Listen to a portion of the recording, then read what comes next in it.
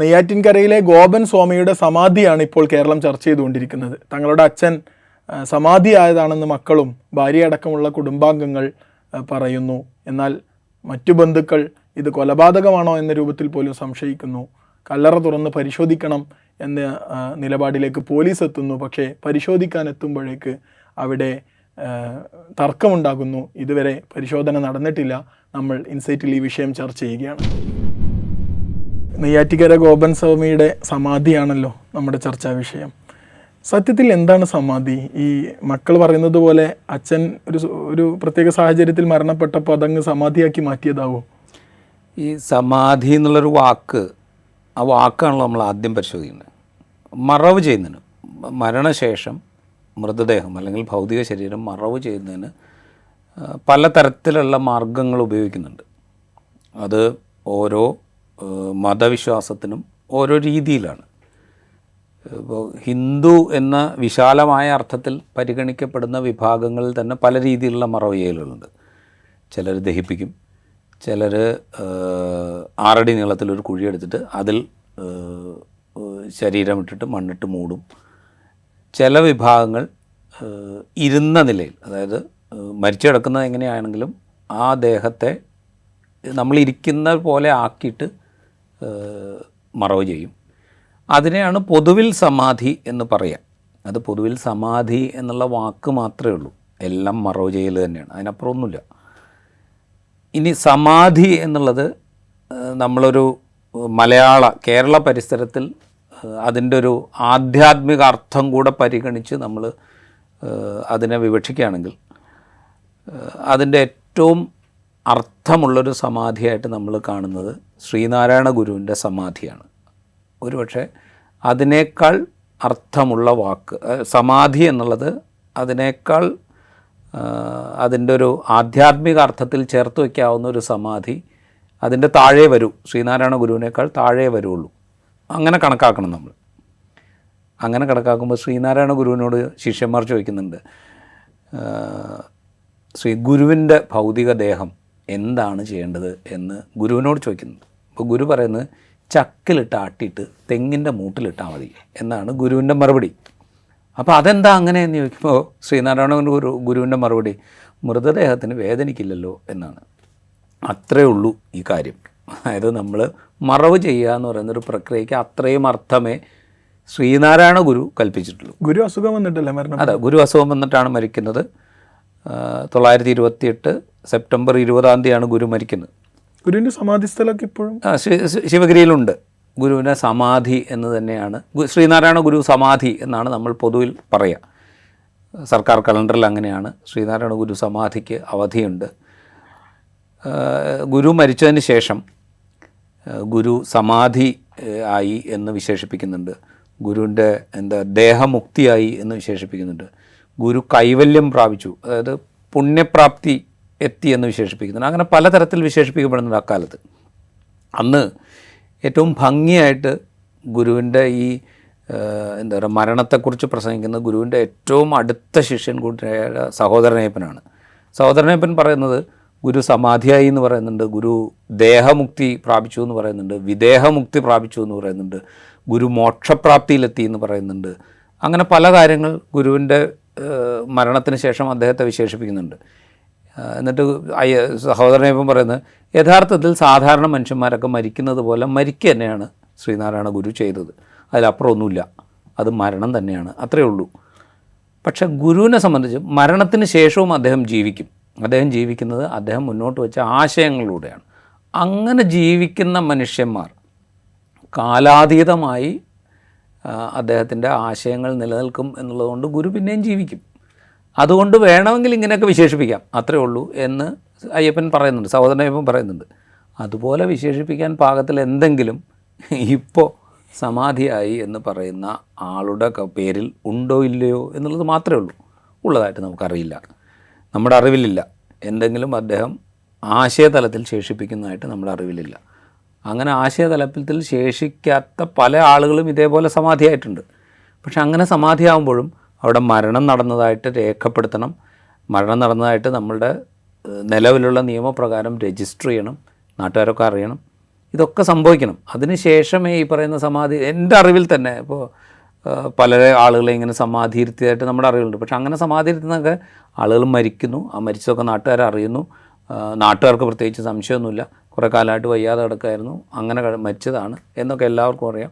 പ്രായാധിക്യമുണ്ട്. അതിനുശേഷം സമാധി ഇരുത്താനാണ് ബന്ധുക്കൾ തീരുമാനിക്കുന്നതെങ്കിൽ സമാധി ഇരുത്തും. പിന്നെ അത്രയൊന്നും ആളുകൾക്ക് ഹിതകരമല്ലാത്ത, ഇഷ്ടപ്പെടാത്തൊരു കാര്യം കൂടെ പറയാം ഇങ്ങനെ സമാധി ഇരുത്തുമ്പോൾ. എന്നുവെച്ചാൽ ആളുകൾ മരിച്ചു കഴിഞ്ഞ് സമാധി ഇരുത്തണമെങ്കിൽ, മരിച്ചു കഴിഞ്ഞ് കഴിഞ്ഞാൽ കുറച്ച് സമയം കഴിയുമ്പോഴത്തേക്കും ശരീരം ഇങ്ങനെ എന്താ പറയുക, ബലം വയ്ക്കും. അപ്പോൾ അത് കഴിഞ്ഞാൽ പിന്നെ ഇരുത്തുക എന്ന് പറഞ്ഞാൽ അത്ര എളുപ്പമല്ല. അപ്പോൾ പിന്നെ കാലൊക്കെ ഇങ്ങനെ ഒടിച്ചു മടക്കിയിട്ടൊക്കെയാണ് സമാധി ഇരുത്തുക.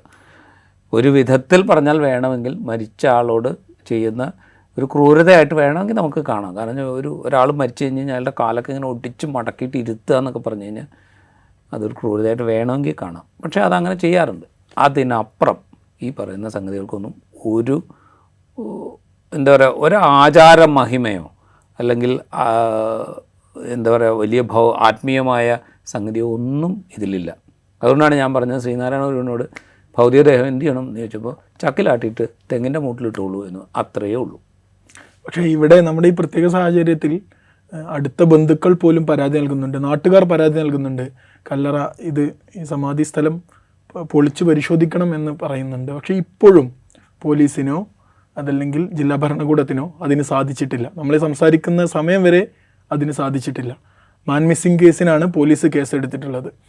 ഇത്രയും ദിവസമായി ഒരു കൊലപാതകത്തിനുള്ള ആരോപണം പോലും ഉയർന്ന സ്ഥിതിക്ക് ശാസ്ത്രീയമായ പരിശോധനയ്ക്ക് വിധേയമാക്കണമെങ്കിൽ അതെത്രയും നേരത്തെ പൊളിച്ചു പരിശോധിക്കേണ്ടത് അനിവാര്യതയല്ലേ? പോലീസ് ഇവിടെ പരാജയപ്പെട്ടു എന്നാണ് നമുക്ക് തോന്നുന്നത്. അത് വേണ്ടതാണ്. പോലീസ് പരാജയപ്പെട്ടില്ലോ എന്നുള്ളത് നമുക്ക് പറയാം. അതിനു മുമ്പ് ഞാൻ ഈ നേരത്തെ പറഞ്ഞത് സമാധി എന്നുള്ള വാക്കിനെ കുറിച്ചാണ്. നെയ്യാറ്റിൻകര ഗോപൻ സ്വാമി എന്ന് അവകാശപ്പെടുന്നത്, ഞാൻ അങ്ങനെ പറയുള്ളൂ, അദ്ദേഹം അവകാശപ്പെടുന്നതാണ്, അല്ലെങ്കിൽ അദ്ദേഹത്തിൻ്റെ കുടുംബം അവകാശപ്പെടുന്നതാണ്. അല്ലാതെ വേറെ ആരും അദ്ദേഹത്തെ സ്വാമിയായിട്ട് അവരോധിച്ചതല്ല. സ്വാമിയായിട്ട് അവരോധിക്കണോ വേണ്ടോ എന്നുള്ളത് വേറെ തർക്ക വിഷയമാണ്. അപ്പോൾ അതുകൊണ്ട് ആ സമാധിയെക്കുറിച്ചല്ല ഞാൻ നേരത്തെ പറഞ്ഞു വന്നു. ഈ സമാധിയെക്കുറിച്ച് പറയുമ്പോൾ ഇതിൽ ഒരുപാട് പ്രശ്നങ്ങളുണ്ട്. കാരണം വെച്ച് കഴിഞ്ഞാൽ ഈ നെയ്യാറ്റിൻകര ഗോപൻ സ്വാമി എന്ന് വിശേഷിപ്പിക്കപ്പെടുന്ന വ്യക്തി കുറേ കാലമായിട്ട് വയ്യാതെ കിടക്കുകയായിരുന്നു. അങ്ങനെ കിടക്കുന്ന ഒരാൾക്ക് ഒരുപാട് ശാസ്ത്രീയമായ ട്രീറ്റ്മെൻറ്റുകൾ നൽകുന്നുണ്ട്. ആയുർവേദം മരുന്നുണ്ട്, അലോപ്പതി മരുന്നുണ്ട്, അദ്ദേഹത്തിന് ഇൻസുലിൻ ഉണ്ടായിരുന്നു, ഇൻസുലിൻ എടുക്കുന്നുണ്ടായിരുന്നു എന്ന് അദ്ദേഹത്തിൻ്റെ മക്കൾ തന്നെ പറയുന്നുണ്ട്. സമാധിയാവാൻ പോകുന്നതിന് തൊട്ട് അദ്ദേഹത്തിൻ്റെ മക്കൾ പറയുന്നുണ്ട്, നമ്മൾ പറയുന്നില്ല, മക്കൾ പറയുന്നുണ്ട്. അതുപോലെ പ്രഷർ ഉണ്ടായിരുന്നു എന്ന് പറയുന്നുണ്ട്, അതിന് മരുന്ന് കൊടുക്കുന്നുണ്ടെന്ന് പറയുന്നുണ്ട്. അപ്പോൾ ദീർഘകാലം ശയ്യാവലംബിയായ വാർദ്ധക്യ സഹജമായ അസുഖങ്ങളെ തുടർന്ന് കിടപ്പ് രോഗിയായിരിക്കുന്ന ഒരു മനുഷ്യൻ ഒരു ദിവസം രാവിലെ എഴുന്നേറ്റിട്ട് ഒരു സ്ഥലത്ത് പോയിരുന്നിട്ട് ഞാനിതാ സമാധിയാവാൻ പോകുന്നു എന്ന് പറഞ്ഞു കഴിഞ്ഞാൽ അത് വിശ്വസിക്കാൻ സാമാന്യ ബുദ്ധിയുള്ള മനുഷ്യന്മാർക്ക് ബുദ്ധിമുട്ടുണ്ട്. ആ പ്രശ്നമാണ് നാട്ടുകാർ പറയുന്നത്. അടുത്ത ബന്ധുക്കളടക്കമുള്ള നാട്ടുകാർ പറയുന്നത് അതൊരിക്കലും സാധ്യമായ കാര്യമല്ല. അയാൾ എഴുന്നേറ്റ് രാവിലെ 11 മണിയാകുമ്പോൾ പോയിട്ട് ഞാനിതാ ഇവിടെ ഇരിക്കുകയാണ്, ഇനി ഞാൻ സമാധിയാവാൻ പോവുകയാണെന്ന് പറയില്ല. അത് അങ്ങനെ പറഞ്ഞു എന്ന് പറഞ്ഞാൽ അത് വിശ്വസിക്കാൻ ഞങ്ങൾക്ക് ബുദ്ധിമുട്ടുണ്ടെന്നാണ് അടുത്ത ബന്ധുക്കളടക്കമുള്ള നാട്ടുകാർ പറയുന്നത്. നാട്ടുകാർ പറയുന്നത് എന്താ, ഈ കാലത്ത് നമുക്ക് വിശ്വസിക്കാൻ പറ്റുന്നൊരു കാര്യമാണ് നാട്ടുകാർ പറയുന്നത്, അല്ലെങ്കിൽ ഏതൊരു സാമാന്യ ബുദ്ധിയുള്ള മനുഷ്യനും വിശ്വസിക്കാൻ പറ്റുന്നൊരു കാര്യമാണ് നാട്ടുകാർ പറയുന്നത്. അങ്ങനത്തെ ഒരു പ്രശ്നം അവിടെ ഉണ്ട്. അത് കഴിഞ്ഞിട്ട് അങ്ങനെ സമാധിയായി എന്ന് മക്കൾ പറയുന്ന അല്ലെങ്കിൽ ബന്ധുക്കൾ പറയുന്ന, അടുത്ത ബന്ധുക്കൾ പറയുന്ന ആളുടെ കാര്യത്തിൽ പിന്നെ കുറേ ക്രിയകൾ ചെയ്തു. അതിനുശേഷം ഞങ്ങൾ സമാധി ഇരുത്തി, എന്നിട്ട് ഞങ്ങളൊരു പോസ്റ്റർ ഒട്ടിച്ചിട്ട് നാട്ടുകാരെ അറിയിച്ചു എന്നാണ് അവർ പറയുന്നത്. അപ്പോൾ ഈ പോസ്റ്റർ എപ്പോഴാണ് അടിച്ചതെന്നുള്ളൊരു ക്വസ്റ്റ്യൻ ഉണ്ട്. പോസ്റ്റർ അടിച്ചതിന് ശേഷമാണോ സമാധിയായത്, അതോ സമാധിയായതിന് ശേഷമാണോ പോസ്റ്റർ അടിച്ചത്? ഈ ഇപ്പോൾ സമാധി ആവുന്നതിനെ സംബന്ധിച്ച് എന്തുകൊണ്ട് നാട്ടുകാരെ അറിയിച്ചില്ല എന്ന് ചോദിക്കുമ്പോൾ മക്കൾ തന്നെ പറയുന്നൊരു കാര്യം, ആളുകളൊക്കെ വന്ന് തൊട്ട് അശുദ്ധമൊക്കെ ആക്കി കഴിഞ്ഞാൽ പിന്നെ സമാധിയുടെ കാര്യമൊക്കെ പോവും. അങ്ങനെ അശുദ്ധമാകാതെ ഇത് ചെയ്യണമെങ്കിൽ ഈ ക്രിയയൊക്കെ ചെയ്തതിന് ശേഷം വേണം പോസ്റ്റർ അടിക്കാൻ പോകാൻ. അപ്പോൾ ഈ ക്രിയയൊക്കെ ചെയ്ത് കഴിഞ്ഞു എന്ന് മക്കൾ പറയുന്നത് പുലർച്ചെ ഒരു 3 മണിയായി 2 മണിയായി എന്നാണ് അവരുടെ തന്നെ വാക്കുകൾ. അപ്പോൾ ഈ പുലർച്ചെ 2 മണിക്ക് ഇതൊക്കെ കഴിഞ്ഞതിന് ശേഷം പോയി പോസ്റ്റർ അടിച്ചു എന്ന് നമ്മൾ വിശ്വസിക്കണം. ഇതൊന്നും ലോജിക്കലല്ല, ഇതൊന്നും സാമാന്യ ബുദ്ധിയുള്ള ആളുകൾക്ക് വിശ്വസിക്കാം. അപ്പോൾ ഇവിടെ എന്തോ ഒരു പ്രശ്നം അവിടെയുണ്ട്. ആ പ്രശ്നം പരിശോധിക്കപ്പെടേണ്ടതാണ്. അദ്ദേഹം സ്വാഭാവികമായും മരിച്ചതിന് ശേഷം സമാധി എന്നുള്ളൊരു ക്രിയയ്ക്ക് വേണ്ടിയിട്ട് അവിടെ കൊണ്ടുവന്ന് വെച്ചതാണോ, അതോ ദീർഘകാലമായി കിടക്കുന്ന ഈ മനുഷ്യനെ ഈ പറയുന്ന ആളുകളൊക്കെ കൂടെ കൊലപ്പെടുത്തിയതിന് ശേഷം അവിടെ കൊണ്ടുവന്ന് വെച്ചതാണോ? ഇങ്ങനെയുള്ള ഒരുപാട് സംശയങ്ങളുണ്ട്. അതെന്താണ് എന്നുള്ളത് പരിശോധിക്കപ്പെടേണ്ടതാണ്. ഒരു പരിഷ്കൃത സമൂഹത്തിൽ അത് പരിശോധിക്കണം. നിയമപരമായ അതിന് സംവിധാനങ്ങളുണ്ട്. ആ സംവിധാനം അത് പരിശോധിക്കേണ്ടതാണ്. അപ്പോൾ അത് പരിശോധിക്കാൻ ജില്ലാ മജിസ്ട്രേറ്റിൻ്റെ ഉത്തരവ് വന്നു, പോലീസ് വന്നു, എന്നിട്ട് പിന്നെ തിരിച്ചുപോയി. അപ്പോൾ സ്വാഭാവികമായിട്ടും നിയമ സംവിധാനം അവിടെ പരാജയപ്പെട്ടോ എന്നുള്ളൊരു ചോദ്യമുണ്ട്. ഒറ്റ നോട്ടത്തിൽ നമുക്ക് നിയമ സംവിധാനം പരാജയപ്പെട്ടു എന്ന് വേണമെങ്കിൽ പറയാം. പക്ഷെ എന്തുകൊണ്ട് പരാജയപ്പെട്ടു എന്നുള്ളൊരു ക്വസ്റ്റ്യൻ അവിടെയുണ്ട്. പരാജയപ്പെടാനുള്ളൊരു കാരണം അവിടെ ഒരു തർക്കം ഉണ്ടായത് എങ്ങനെയാണ്? ഈ ആക്ഷേപം ഉന്നയിക്കുന്നവരൊക്കെ മുസ്ലിം തീവ്രവാദികളാണ് എന്ന് മകൻ പറയുന്നു. അതിനെ ഏറ്റെടുക്കാൻ പാകത്തിൽ ചില ആളുകൾ അവിടെ രംഗപ്രവേശം ചെയ്യുന്നു, ചില സംഘടനകൾ രംഗപ്രവേശം ചെയ്യുന്നു.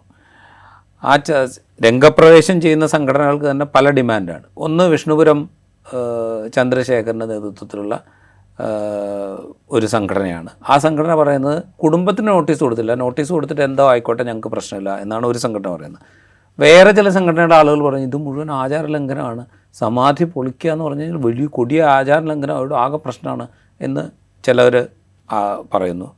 മക്കൾ പറയുന്നത് ഇത് ഹിന്ദു ആചാരങ്ങളുടെ ലംഘനമായിട്ട് മാറും എന്നാണ് മക്കൾ പറയുന്നത്.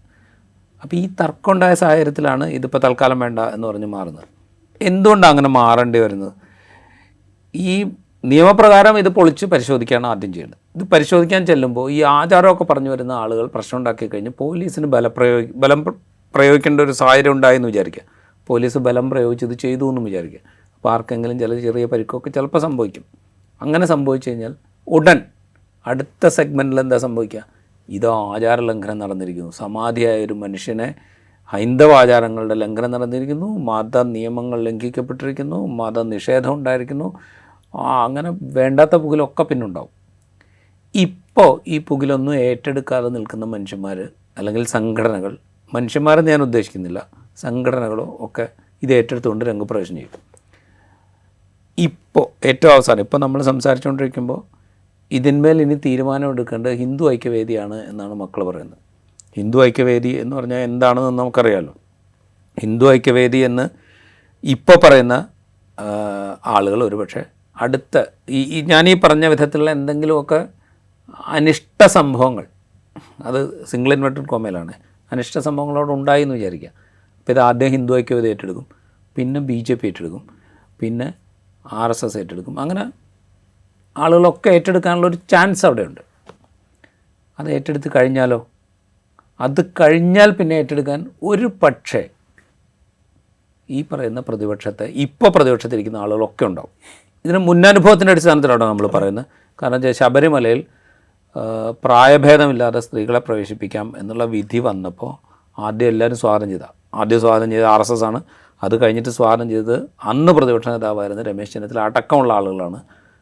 പിന്നെന്താ സംഭവിച്ചതെന്ന് നമ്മൾ കണ്ടാണല്ലോ. ആചാര ലംഘനം എന്ന് പറഞ്ഞുകൊണ്ട് ഈ ആളുകളൊക്കെ കൂടെ എന്താ പറയുക ജാഥയായിട്ട് ഇറങ്ങുന്നു. സ്വാഗതം ചെയ്ത ആളുകളിൽ ഒന്ന് ആദ്യം RSS, പിന്നെ BJP, പിന്നെ കോൺഗ്രസ്, പിന്നെ എല്ലാ UDF കക്ഷികളും എല്ലാവരും കൂടെ ആചാര ലംഘനം എന്ന് പറഞ്ഞിട്ട് തെരുവിലിറങ്ങുന്ന കാഴ്ച നമ്മൾ. അപ്പോൾ ഇത് പൊളിറ്റിക്കലായിട്ട് ഉപയോഗിക്കാനുള്ള സാധ്യതയുള്ളൊരു വിഷയമാണ്.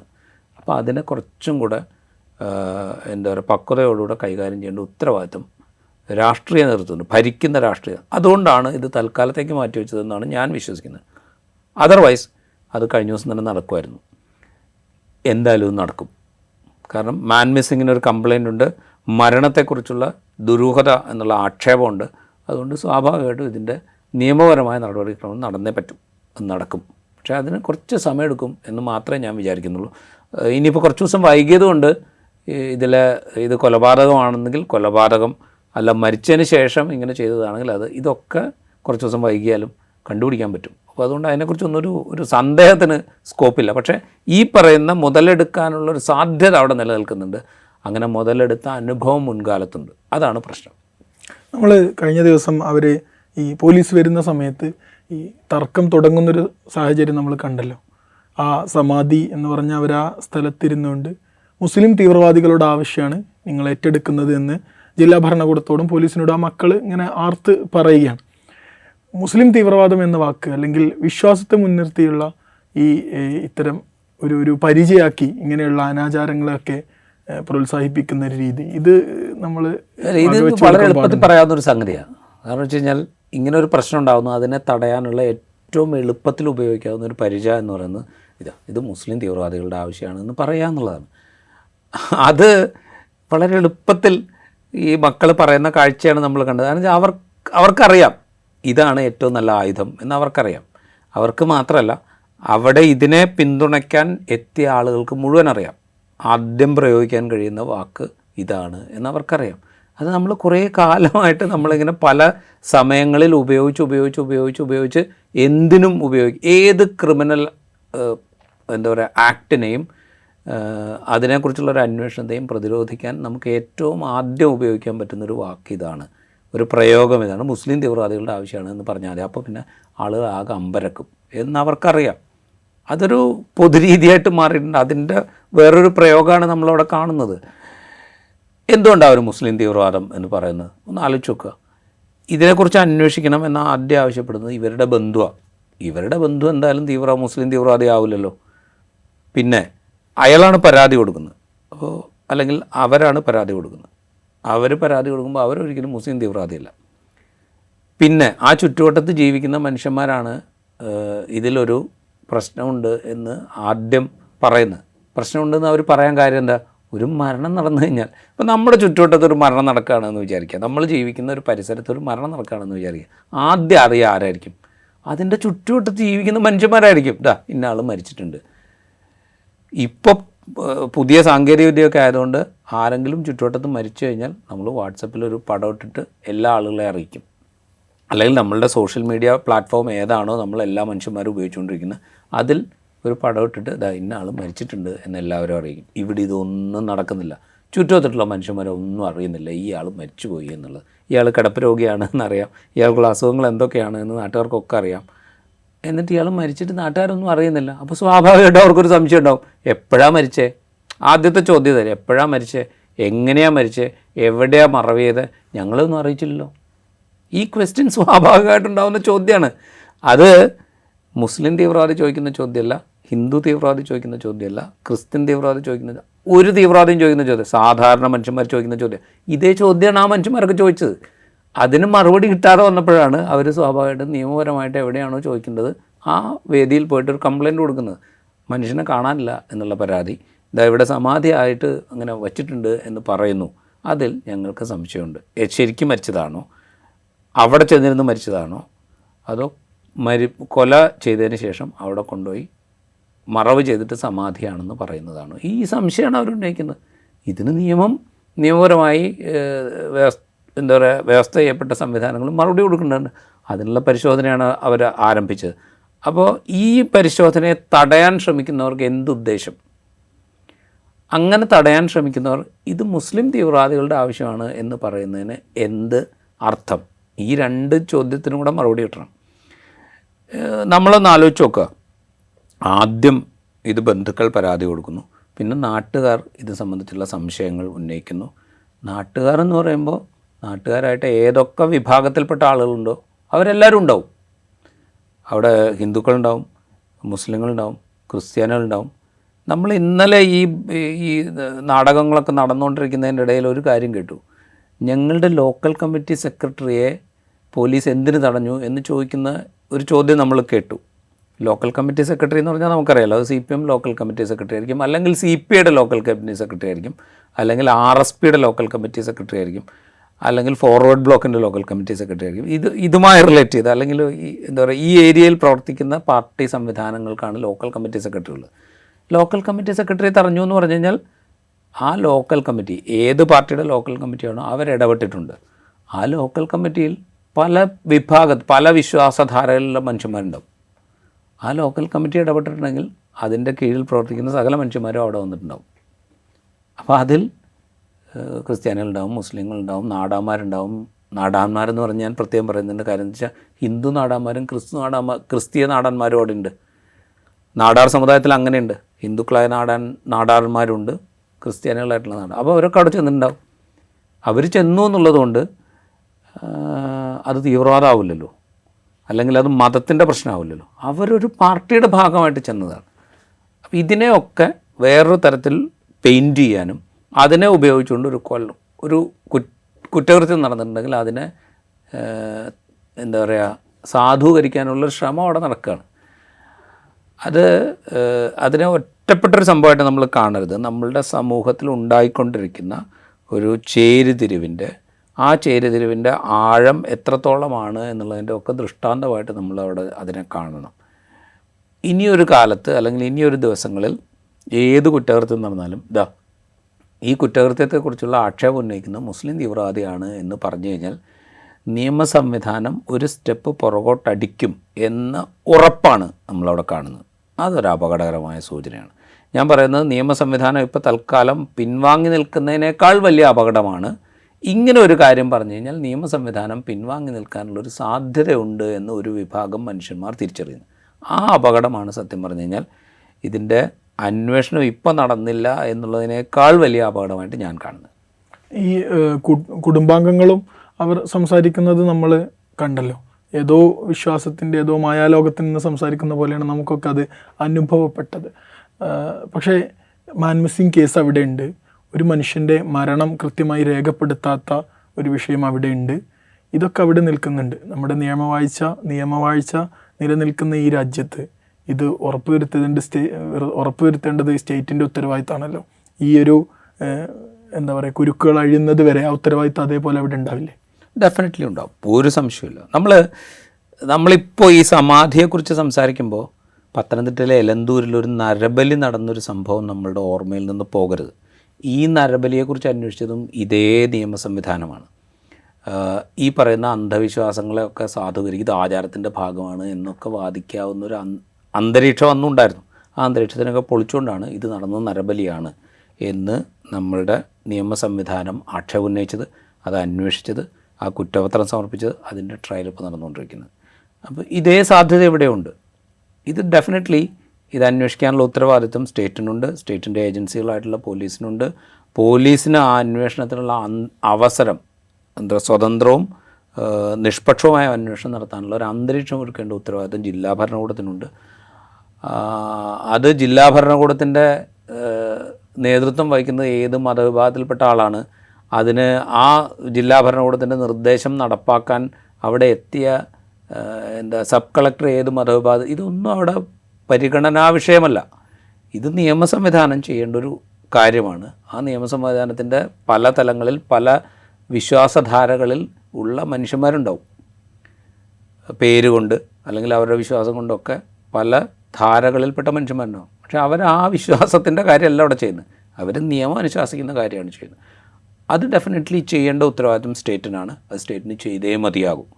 അത് ഇന്ന് ചെയ്താൽ എത്രയും നേരത്തെ സ്റ്റേറ്റ് ചെയ്യുന്നോ അത്രയും നല്ലത്. കാരണം നിയമവാഴ്ചയുള്ളൊരു സ്റ്റേറ്റാണ് ഇത് എന്ന് ജനത്തിനോട് പറയാൻ ഇത് എത്രയും വേഗം ചെയ്യുക എന്നുള്ളതാണ് അവർക്ക് ചെയ്യാവുന്നൊരു കാര്യം. അതിലവർ ഭയക്കുന്നത് ഞാൻ നേരത്തെ പറഞ്ഞ ഈ ആചാരങ്ങളെയൊക്കെ ദുരുപയോഗം ചെയ്യാനുള്ള ആളുകൾ ഇവിടെയുണ്ട്. നമ്മൾ എന്തിനേയും ഇങ്ങനെ രാഷ്ട്രീയമായി ദുരുപയോഗം ചെയ്യാൻ തത്രപ്പെട്ട് നിൽക്കുന്ന ആളുകൾ അപ്പുറത്തുള്ളത് കൊണ്ടാണ് ഈ കാലതാമസം ഉണ്ടാകുന്നത്. ഇനി കാലതാമസം ഉണ്ടായാലും സ്റ്റേറ്റ് അത് ചെയ്തേ പറ്റൂ. ചെയ്ത് നിയമത്തിന് മുന്നിൽ ഇത് അദ്ദേഹം സ്വാഭാവികമായി മരിച്ചതിന് ശേഷം അവിടെ സമാധി ഇരുത്തിയതാണ്. സമാധി എന്നുള്ളത് ഞാനൊരു മറവ് ചെയ്യൽ എന്നുള്ളതിൻ്റെ പേര് മാത്രമായിട്ടാണ് ഞാൻ പറയുന്നത്. അങ്ങനെ ചെയ്തതാണെങ്കിൽ അങ്ങനെ അല്ല, അദ്ദേഹം വേറെ ഏതെങ്കിലും തരത്തിൽ അദ്ദേഹത്തിനൊരു ആചാരനിബദ്ധമായി സംസാരിക്കുകയാണെങ്കിൽ, ദുർമരണം സംഭവിച്ചിട്ട് അവിടെ കൊണ്ടുപോയി സമാധി ഇരുത്തുകയാണെങ്കിൽ അങ്ങനെ അത് എന്താണ് എന്ന് വ്യക്തമാക്കുക എന്നുള്ള ഉത്തരവാദിത്വം സ്റ്റേറ്റിനുണ്ട്. അത് സ്റ്റേറ്റ് ചെയ്യും എന്നാണ് ഞാൻ വിചാരിക്കുന്നത്. വേറൊരു കാര്യം കൂടെ ഉണ്ട്. സത്യം പറഞ്ഞു കഴിഞ്ഞാൽ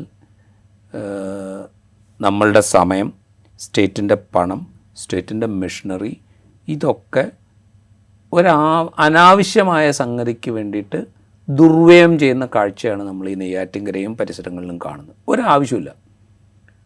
ഒരാവശ്യമില്ല. ഒരു പരാതി കൊടുത്താൽ 4 പോലീസുകാർക്ക് വന്ന് അന്വേഷിച്ച്, അല്ലെങ്കിൽ ഒരു ഫോറൻസിക് ഉദ്യോഗസ്ഥനോ അല്ലെങ്കിൽ ഫോറൻസിക് സർജനോ അല്ലെങ്കിൽ പോസ്റ്റ്മോർട്ടം ചെയ്യേണ്ട ആളോ വന്ന് ചെയ്തു പോകാവുന്നൊരു കാര്യത്തിന് അതുപോലും ആവശ്യമില്ലാത്തൊരു കാര്യമാണ്. അതുപോലും ദുർവ്യയമാണ്. ആ ദുർവ്യയത്തിന് അപ്പുറത്തെ ദുർവ്യയമാണ് ഈ മുസ്ലിം തീവ്രവാദി എന്ന് ആക്ഷേപിക്കുന്ന മക്കൾ, അതിനെ പിന്തുണയ്ക്കുന്ന ഇപ്പോൾ ഹിന്ദു ഐക്യവേദി മുതൽ താഴേക്കുള്ള ഏതൊക്കെ സംഘടനകളാണോ ആ സംഘടനകളൊക്കെ ഉണ്ടാക്കി വയ്ക്കുന്നത് ദുർവ്യയമാണ് ഒന്നാമത്തെ കാര്യം. രണ്ടാമത്തെ കാര്യം, നിലവിൽ തന്നെയുള്ള വർഗീയ വിഭജനത്തിന് ഏതൊക്കെ രൂപത്തിൽ ആഴം കൂട്ടാമോ ആ പണിയാണ് അവരെടുത്തുകൊണ്ടിരിക്കുന്നത്. അപ്പോൾ അതിന് അവസരം ഉണ്ടാക്കാതിരിക്കുക എന്നുള്ളതാണ് സ്റ്റേറ്റിന് ചെയ്യാൻ പറ്റുന്നൊരു കാര്യം. ഈ ഒരു പ്രത്യേക സാഹചര്യത്തിൽ ഇങ്ങനെ ഓരോ സംഭവങ്ങൾ ഉണ്ടാകുമ്പോഴാണല്ലോ ഇപ്പോൾ ഈ അനാചാരങ്ങളെ തടയുന്ന നിയമനിർമ്മാണം അത് കേരളത്തിൽ ഒരുപാട് തവണ നിയമസഭയിൽ ചർച്ചയ്ക്ക് വന്നിട്ടുള്ളത്. പക്ഷേ അതിപ്പോഴും ഫ്രീസായി തന്നെ കിടക്കുകയാണ്. ഇന്ത്യയിലെ പല സംസ്ഥാനങ്ങളിലും നിയമം നിലവിൽ വന്നിട്ടുണ്ട്. അതിൻ്റെ പ്രസക്തി ഒന്നുകൂടി ബോധ്യപ്പെടുകയല്ല ഇങ്ങനെ ഓരോ സംഭവങ്ങൾ ഉണ്ടാകുമ്പോൾ. സംശയമൊന്നുമില്ല. അത് ആ നിയമം നിർമ്മാണം അതിനുള്ള നടപടികൾ വേഗത്തിലാക്കുക എന്നുള്ളതും കൂടെ സർക്കാരിൻ്റെ ഉത്തരവാദിത്തമാണ്. സർക്കാർ ചെയ്യും എന്നാണ് ഞാൻ പ്രതീക്ഷിക്കുന്നത്. അത് എന്തുകൊണ്ട് വേഗത്തിലാക്കുന്നില്ല എന്ന് പറഞ്ഞു കഴിഞ്ഞാൽ ഞാൻ ഈ നേരത്തെ പറഞ്ഞൊരു പ്രശ്നം അവിടെ ഉള്ളതുകൊണ്ടാണ്. കാരണം ഇതിനെ എന്തിനേയും രാഷ്ട്രീയമായി ഉപയോഗിക്കുക എന്ന് പറയുന്നൊരു ഉപയോഗിക്കല്ല ദുരുപയോഗിക്കുക എന്ന് പറയുന്നൊരു പണി നമ്മൾ എടുത്തുകൊണ്ടിരിക്കുന്നുണ്ട്. അതുകൊണ്ടാണ് സർക്കാർ മടിക്കുന്നുണ്ടാവുക പക്ഷേ അത് വേഗം ചെയ്യേണ്ടതാണ്. അനാചാരം എന്താണ് എന്ന് കൃത്യമായിട്ട് എന്താ പറയുക ഡിഫൈൻ ചെയ്യുക. അത്തരം അനാചാരങ്ങളിൽ ഉൾപ്പെടുന്ന ആളുകൾക്ക് എന്താണ് നിയമപ്രകാരം നൽകാവുന്ന ശിക്ഷ എന്ന് വ്യവസ്ഥ ചെയ്യുക. അതൊക്കെ തന്നെയാണ് ചെയ്യാൻ പറ്റുന്നത്. അതുകൊണ്ട് പൂർണ്ണമായിട്ട് ഇത് തീരും എന്നുള്ള അർത്ഥത്തില്ല. കാരണം ഇപ്പോൾ സ്ത്രീധനം നിരോധിക്കപ്പെട്ടിട്ട് ഒരു സ്ത്രീധനം ചോദിക്കുന്നതും കൊടുക്കുന്നതും നിയമപ്രകാരം ശിക്ഷാർഹമായ കുറ്റകൃത്യമാക്കിയിട്ട് കുറേ കാലമായി നമ്മുടെ സമൂഹത്തിൽ. പക്ഷേ സ്ത്രീധനം എപ്പോഴും അവിടെ ഉണ്ട്. പക്ഷേ എങ്കിലും ഒരു ഭയം അവിടെ ഉണ്ടാവും. അത്രേ ഉദ്ദേശിക്കുന്നുള്ളൂ. അത് തന്നെയാണ് ഇവിടെ നടക്കുക. അപ്പോൾ അതുകൊണ്ട് അത് എത്രയും പെട്ടെന്ന് സർക്കാർ ചെയ്യുക, ഭരണകൂടം ചെയ്യുക എന്നുള്ളതൊരു നിശ്ചയമായും ചെയ്യേണ്ട ഒരു കാര്യമാണ്. നെയ്യാറ്റിൻകര ഗോപൻ എന്ന വ്യക്തി അദ്ദേഹം സമാധിയായതാവട്ടെ അല്ലെങ്കിൽ മറ്റെന്തെങ്കിലും കാരണം കൊണ്ട് മരണപ്പെട്ടതാവട്ടെ അത് രേഖപ്പെടുത്താനുള്ള ഉത്തരവാദിത്വം ഇവിടുത്തെ സ്റ്റേറ്റിനുണ്ട്, ജില്ലാ ഭരണകൂടത്തിനുണ്ട്, പോലീസിനുണ്ട്. അവർ അവരുടെ ഡ്യൂട്ടിയാണ് നിർവഹിക്കുന്നത്. അവരുടെ ഡ്യൂട്ടി നിർവഹിക്കാൻ അനുവദിക്കുക എന്നത് തന്നെയാണ് പ്രധാനം. സത്യം തെളിയട്ടെ, അദ്ദേഹത്തിന് എന്താണ് സംഭവിച്ചത് എന്നത് പുറത്തു വരട്ടെ. ഇൻസൈറ്റ് ഇവിടെ പൂർണ്ണമാവുകയാണ്. മറ്റൊരു എപ്പിസോഡുമായി വീണ്ടും കാണാം.